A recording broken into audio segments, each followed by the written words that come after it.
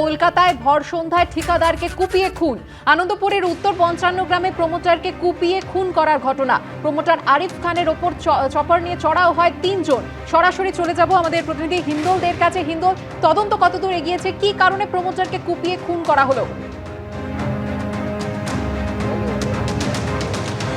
দেখো, এই যে আরিফ খান, তাকে যে 3 জন ব্যক্তি কুপিয়ে খুন করেছে, তার নেপথ্যে মূল কারণ যেটা উঠে আসছে এখনো পর্যন্ত তার পরিবারের সদস্যরা যেটা বলছেন যে সম্ভবত এর নেপথ্যে প্রমোটিং থেকে থাকতে পারে। কেন আরিফ খান প্রথমে ব্যাগ তৈরির কাজ করতেন, পরবর্তী ক্ষেত্রে ঠিকাদারি কাজ করতেন এবং পরবর্তী ক্ষেত্রে পরিবারের সদস্যরাই যেটা বলছেন ইদানিং তিনি সম্পত্তি কিনে সেখানে প্রমোটিংয়ের কাজ করছিলেন।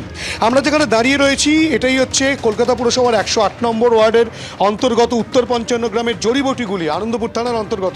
ঠিক এখানেই কিন্তু এখনো পর্যন্ত যেটা দেখা যাচ্ছে গোটা জায়গাটা পুলিশ গার্ডরেল দিয়ে ঘিরে রেখেছে এবং এখানেই খুন করা হয়েছিল আরিফ খানকে।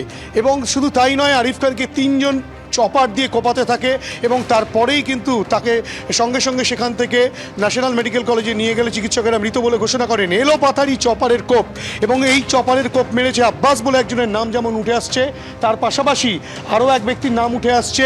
আব্বাস ছাড়াও মুর্শেদ বলে আরেক ব্যক্তি, সে মুর্শেদ ফোন করে ডেকেছিল বলে আরিফ খানের বোন যেটা স্পষ্টত বলছেন এবং পরিবারের সদস্যরা বলছেন মুর্শেদ, আব্বাস এদের নামগুলো উঠে আসছে।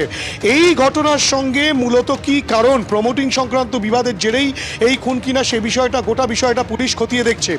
এখানে এই যে সিসিটিভি ক্যামেরা রয়েছে, যে বহুতলের নিচে ঘটনাটা ঘটেছে, সেই সিসিটিভি ক্যামেরায় কিন্তু গোটা বিষয়টি ধরা পড়েছে এবং সেই সিসিটিভি ক্যামেরার ফুটেজ ইতিমধ্যেই পুলিশের তরফ থেকে বাজেয়াপ্ত করা হয়েছে। দেখাবো, ক্যামেরা পার্সন দীপ্তেন্দুকে বলবো একবার ছবিটা দেখাতে।